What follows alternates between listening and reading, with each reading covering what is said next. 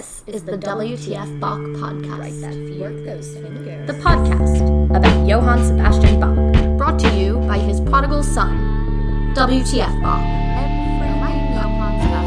Join WTF Bach as he guides your mind through a contrapuntal journey.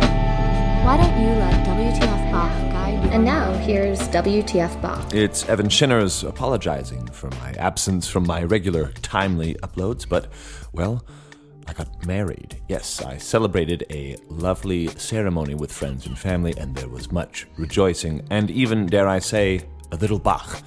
There was actually more Schubert and some Schumann, but Bach was certainly present. And so today, in this episode, as I recover from the throes of nuptial bliss, I thought, why not look at some wedding-related Bach stuff? Because we know that weddings and funerals occupied a considerable amount of time every week for the Leipzig Kapellmeister, and I think that every professional musician listening to this also knows that to be the case. If not for earning those extra few bucks, weddings are important. Bach was involved in weddings and funerals every single week. You know, write a cantata, teach Latin to the schoolboys, okay, a fugue for my students, trio sonata for the Chamber Music Society, and there's a wedding on Thursday, funeral on Friday. The man was busy. So we'll look at the music Bach wrote for weddings, how they fit into his own schedule, and maybe a few amusing details from my own wedding and Bach's wedding to his second wife. Because Bach's wedding, his second, in fact. We know that his first wife died very suddenly and unexpectedly when Bach was away, and for over a year Bach was a single father of 4. But soon enough he found the ever-important Anna Magdalena, and I want to read you just to start a little from the account of Bach's marriage to Anna Magdalena. Bach is 36 years old when this all happened. This is from Christoph Wolff's biography. Quote, "When Magdalena Wilke," that's Anna Magdalena's maiden name, Wilke, W-I-L-C-K-E, when Magdalena Wilke celebrated her 20th birthday in Curtin on September 22nd, 1721, having reached top rank and pay in a princely kapelle with her first professional appointment above that of her father and brother, she could rightfully anticipate a most promising career as a singer, and she definitely planned to continue her professional life when the Kapellmeister asked her to marry him. Bach himself supported her intention, and thus she remained fully active in the Kapelle until their move to Leipzig. The Bach household had continued to run smoothly, managed by Johann Sebastian's sister-in-law, Friedhelena Bach, with the help of a maid named Anna Elisabeth. Still, when on December 3rd, 1721, nearly 1.5 years after Maria Barbara Bach's death, the widowed Johann Sebastian and Anna Magdalena Wilke, quote, were married at home by command of the prince. It certainly brought a dramatic and generally uplifting change for Bach and his 4 children, and they seem to have celebrated the happy event in opulent style. So if your birthday is December 3rd or September 22nd, you know that you're sharing historical dates important to the Bach legacy. And going further in this quote, around the time of the wedding, Bach contracted a major shipment of Rhine wine at a discount granted to him by the Köthen Ratskeller, 4 pails and 8 quarts for 84 thalers 16 Groschen, more than 1/5 of his annual salary. In all likelihood, the wedding was attended by many members of the Bach and Wilke families and by friends and colleagues at the Köthen court, and the date selected for the ceremony, the Wednesday after the first Sunday in Advent, ensured that the weekend church obligations would not prevent any of the guests, most of them musicians, from attending. So what interests me here, besides the hypothetical music that would have taken place after some drinks, was obviously the amount of wine. And as someone who's just spent the better part of a month ordering things I'll probably never order again, such as wheels of cheese and legs of pigs, I also spent lots of time ordering a lot of wine. And I thought I ordered a healthy amount, 1 bottle per guest, right? That's enough. So how did Bach do in comparison? How much wine is 4 pails and 8 quarts? Well, a pail is apparently 64 quarts of wine. So we've got 64 times 4 plus 8 is 264. Okay, fine, 264 quarts of wine. How many standard bottles in today's world of wine is 264 quarts? Well, apparently it's 333 bottles. That's a lot of wine, 333 bottles. I don't know how strong Rhein Wein is, especially in 1721, but 333 bottles of anything seems to be a good amount. So maybe if a wine specialist is listening, an historic oenophile, please tell us how strong this 18th century Rhine was. So that's a bit from Bach's own wedding to Anna Magdalena. We don't know much more about it. If he was married at home, there may have been a performance of a small cantata, and we will get to that momentarily. Join WTF Bach as he guides your mind through a contrapuntal journey. Podcast about all things Johann Sebastian Bach. This is the WTF Bach Podcast, the podcast about all things Johann Sebastian Bach. Tune in and catch us on the WTF Bach Podcast. You should totally tune in. One of my favorite letters of Bach, because we don't always have letters that reveal something of his personality, one of my favorite letters is actually related to lending out instruments for the purpose of a wedding. Bach, in all aspects of the business of music, was even in the business of music so much that he was in the instrument rental business. He was renting out instruments and typically, as one might guess, doing so very frequently for weddings and funerals. So Bach in 1748 writes to a Leipzig innkeeper who specialized in organizing weddings and funerals, "Mr. Matthias, my patience is now at its end. How long do you think I must wait for the harpsichord?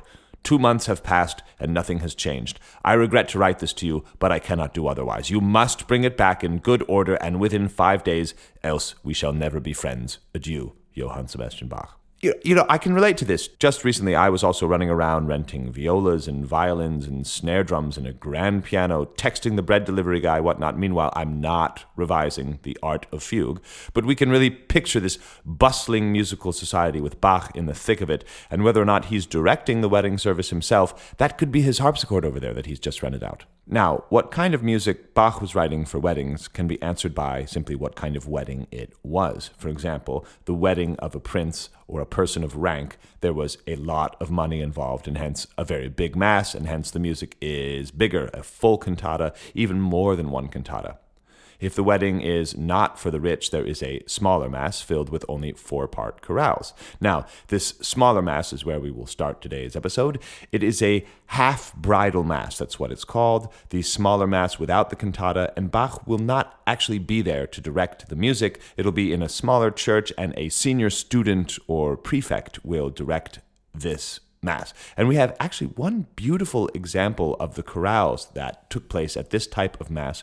These are some of the best preserved, in fact, 4-part chorales we have, written in Bach's stunning hand in the 1730s, right there in the middle of his busy career. He's written out individual parts for 3 chorales, each with 2 horn parts. And I'm going to put a link to the parts in this episode description. In fact, I'll try and make it the image of the episode so you can see how clean this hand is and with what haste Bach writes. He says specifically about each chorale where they come in the wedding. The first, before the marriage. The second, after the marriage. The third, after the blessing.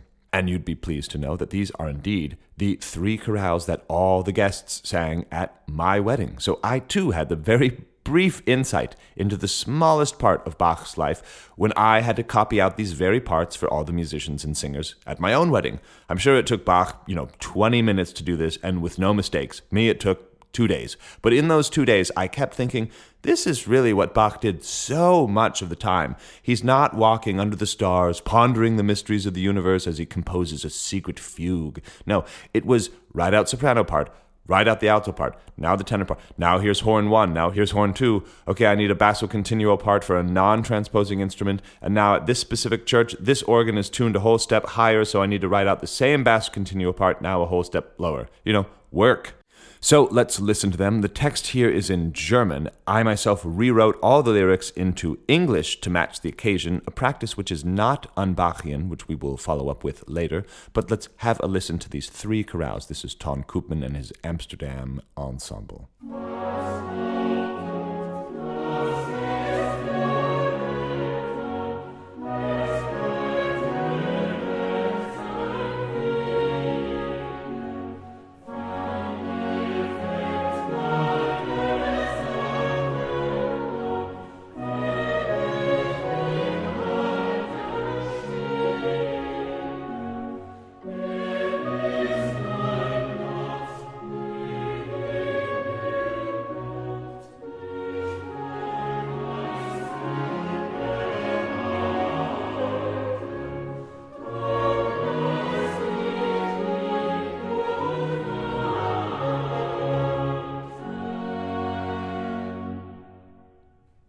Now here's the second chorale, after the marriage.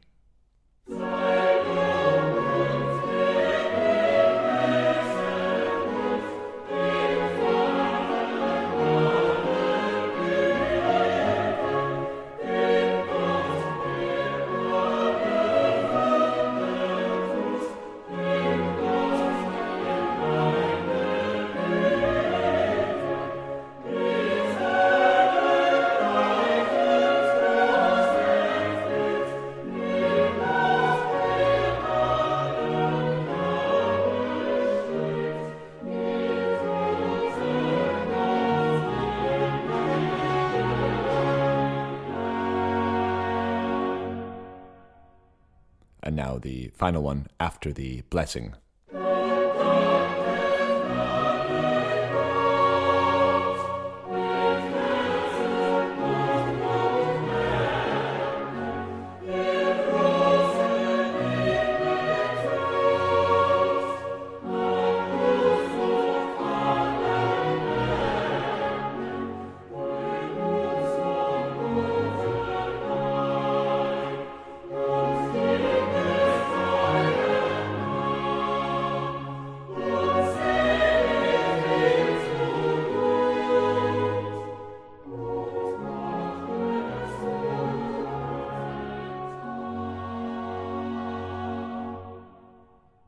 So those are 3 examples of the chorales from a so-called half-bridal mass.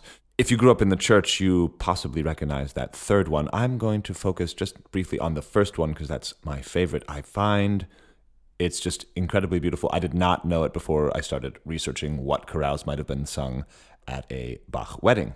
What struck me when learning these chorales and arranging them for my own ensemble was this second horn part, which is very striking. I'm going to play it with the melody here. It is below the melody.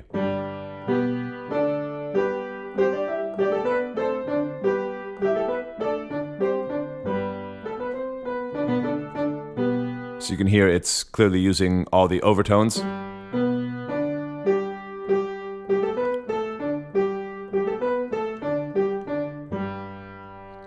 And the imitation, I find, is absolutely wonderful with the melody. The melody goes, and immediately the horn part follows. So we get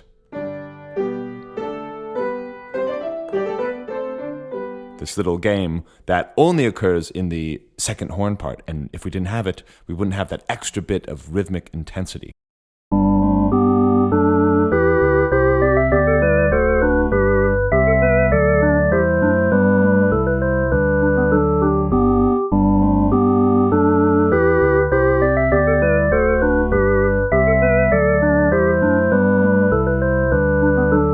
The texture of this chorale is what God has done is well done. And the second part of the chorale, this beautiful phrase here,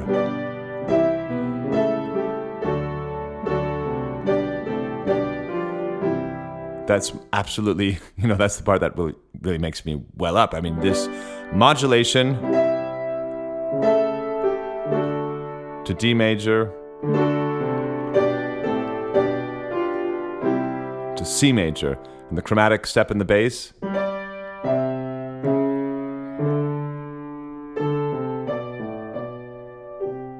And all the inner voices here, they move together in eighth notes.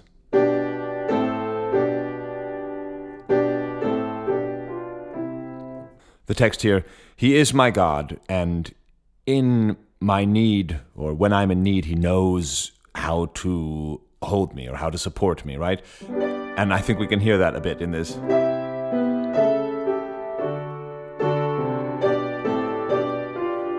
That's in need.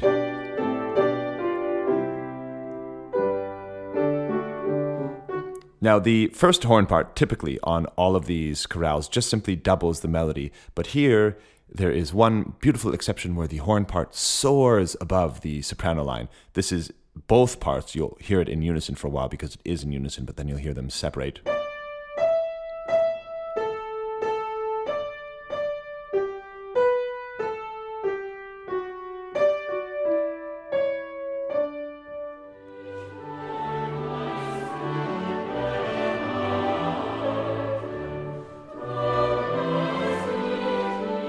Just absolutely beautiful. Let's listen to this in a different way.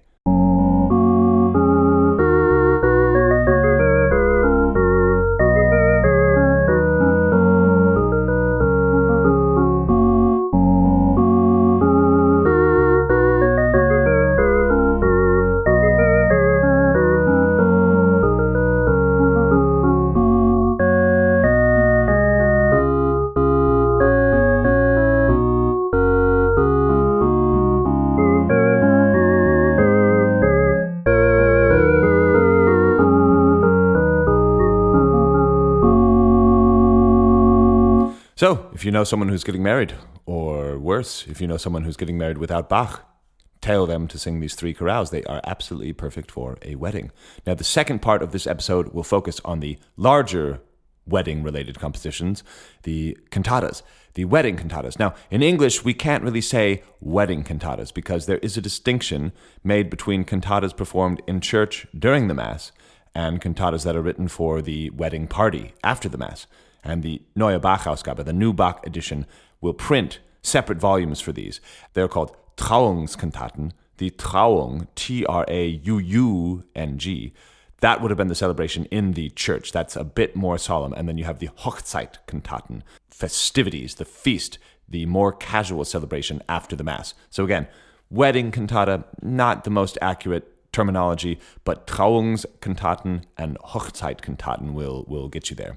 I mentioned that Bach and Anna Magdalena were married at home, not in the church, so maybe there was something of a Hochzeitkantata performed at their own home. Now, what is the difference? Well, among other factors, it's probably money-based. Obviously, one takes place in church, the other doesn't. If you're a prince or a person of rank, you've got the money to rent out the church, to hire Bach to write a Trauungscantata for the church service where an entire choir, a full orchestra, horns, 3 trumpets, timpanis, 2 oboes, 2 flutes, and a big musical composition takes precedent.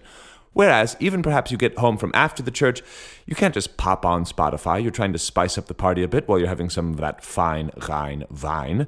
And that's when you break out the Hochzeitkantata, which is usually one singer. It's like a little operetta for a solo singer, perhaps someone who's very close to the family. This is what they did instead of giving somewhat inelegant, intoxicated toasts. You'd ask your friend to sing the Hochzeitkantata. Now, we have one example with 2 singers, but the instrumentation is generally cut back as well. No horns, no drums, 1 singer, 1 oboe, maybe a flute. And the text, too.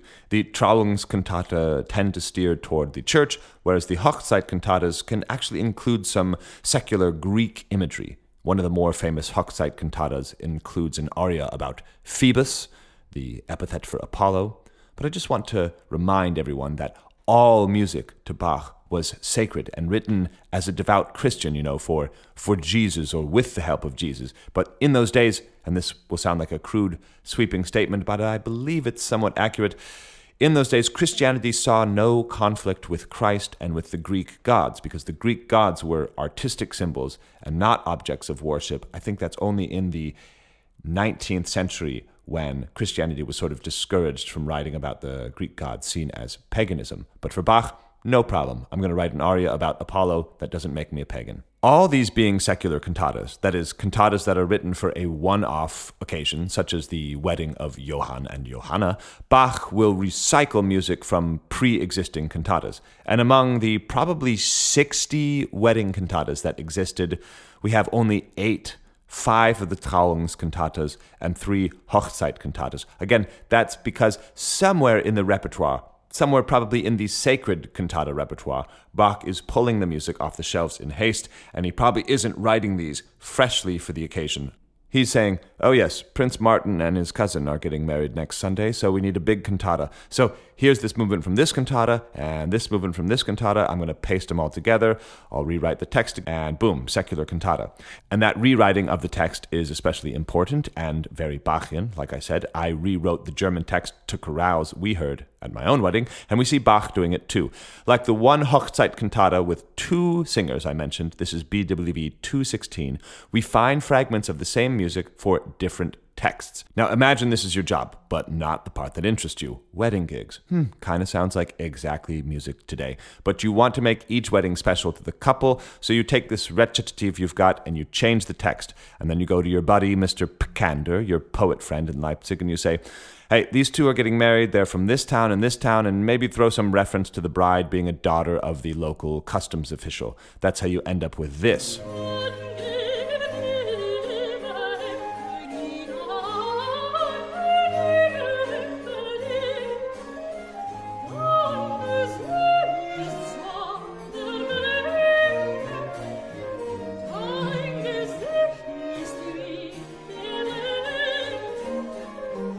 And this.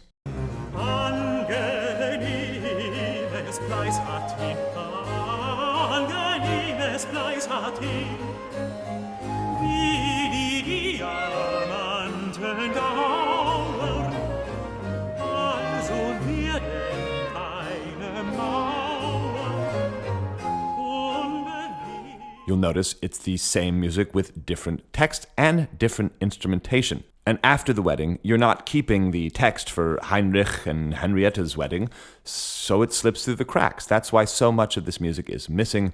But lucky for us, sometimes things do turn up. And even in 2001, such a thing was found among the papers of a Japanese pianist after her death. She had somewhere in her possession libretto newly written for such an occasional wedding and fragments of music in Bach's hand that make up the bones for this cantata, made for only a particular couple, an iteration of music that was never repeated. Pretty cool. We found that in 2001. I mentioned the different instrumentation. Here we'll hear the opening of that cantata 216 with two different instrumentations. Why? Well, because it's a wedding gig. We imagine Bach asking the musicians in town, hey, you going to be able to make that gig on the 27th? Oh, no, shoot. Okay, I guess I'll have to rewrite your part for an oboe.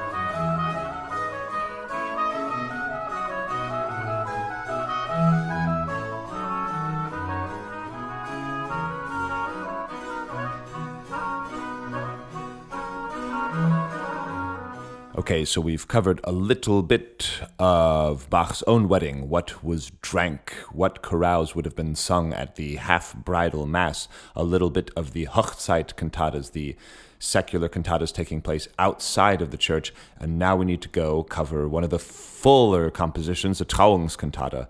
Let's focus on BWV 197, itself a parody of a Christmas cantata. When I say this word parody, you've probably heard me mention it on the podcast before. It doesn't mean anything funny. It just means exactly what we're talking about. Bach recycles the music from an earlier occasion, reorchestrates it, retexts it. So this is a parody of a Christmas cantata. Bach wrote the music first in 1728, but there was obviously a big wedding in 1736. So the text is rewritten, and here we go, BWV 197. Here's the orchestral introduction before the choir.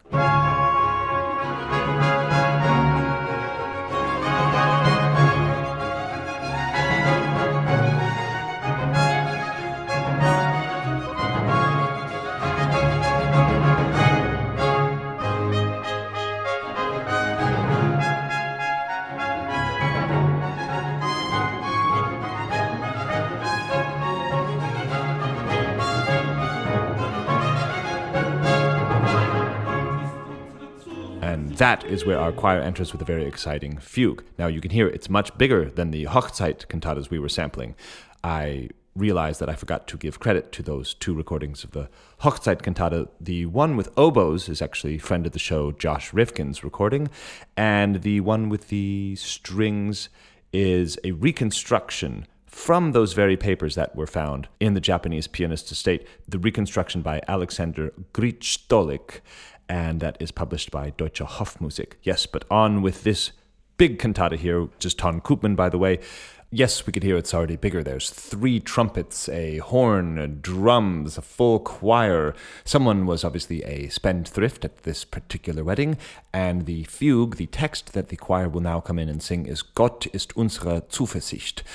God is our confidence. And you'll notice that this rather non-specific nature of the text, that is perhaps one of the reasons that this secular cantata survived well. It's those secular pieces that are somewhat of a general congratulatory nature. They survive because they can fit more than one specific purpose, right? If it's not the wedding about Danny and Daniela, it's the Hallmark cantata. Pick the general message that might be very applicable to many different weddings. So here is the fugue.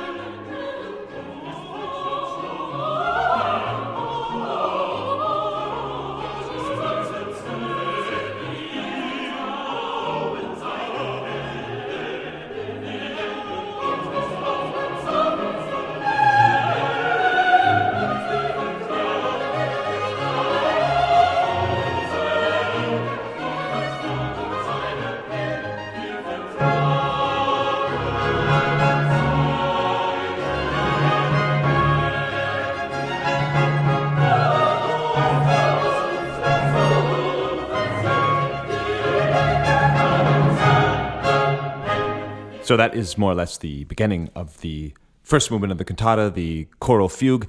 Those of you looking for the tone painting, as we always should be, in the works, the vocal works of Bach, you're wondering, how does this theme here,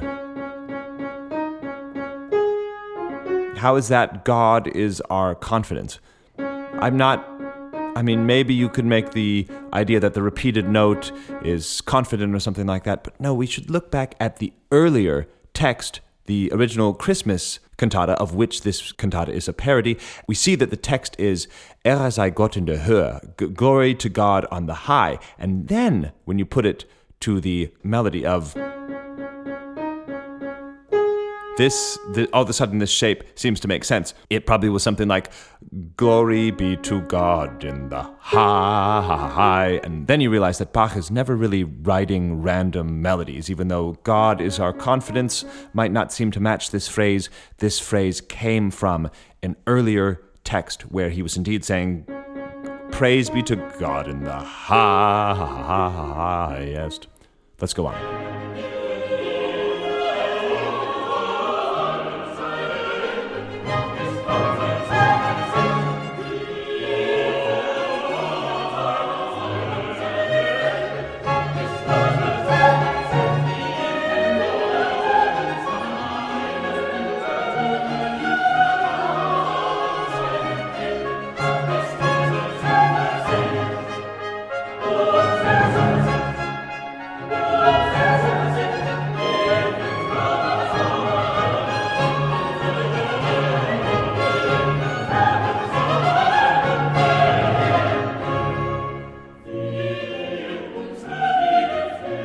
Okay, now there's this other section which needs discussion, but I wonder if you heard there at the end, unsere Zuversicht, in the choir, Zuversicht. Now that's maybe not the most elegant phrase for the singer, but again, the original text was probably Erden, so something like auf Erden, that fits much better in the voice.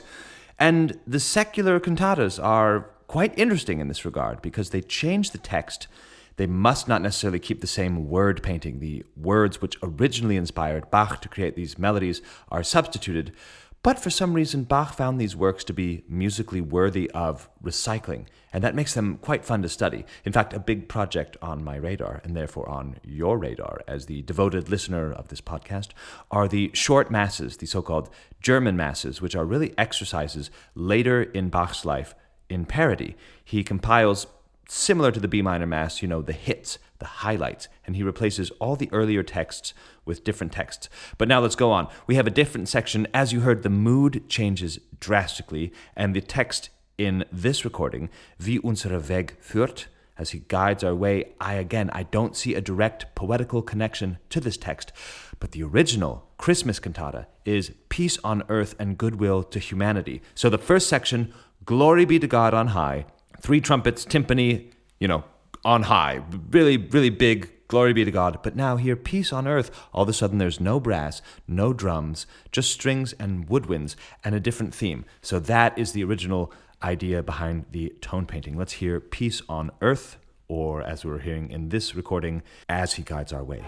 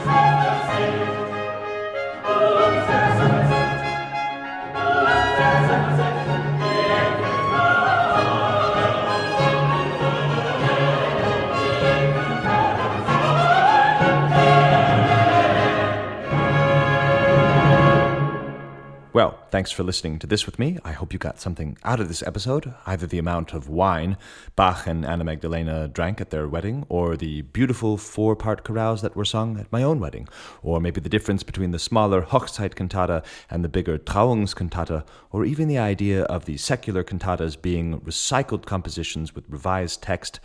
I'm going to leave you now with one beautiful aria for soprano that opens one of the 3 surviving Hochzeitkantatas.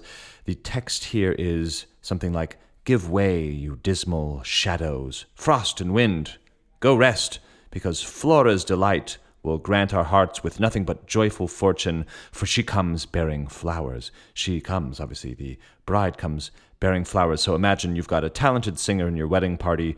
You've just got back from your half-bridal mass at one of the smaller churches in Leipzig. You've got a good half-quart of Rhine wine in you, and you're itching for some more music. So you and your friends tune up your gut strings, and this is how you get on with your wedding party. Thanks for listening.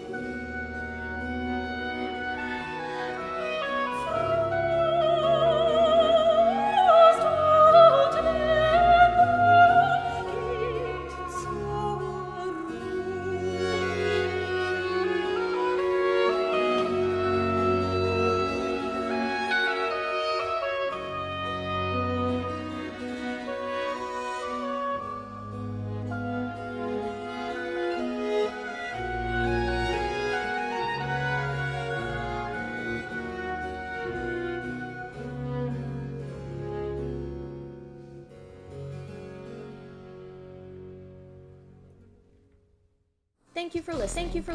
Share this podcast with the guy who sat next to you and played saxophone in the 6th grade. All relevant links to PayPal, Cash App, and Venmo are found in the episode description. Support on PayPal, Cash App, or Venmo. Thanks for listening. Thanks for listening. Thank you for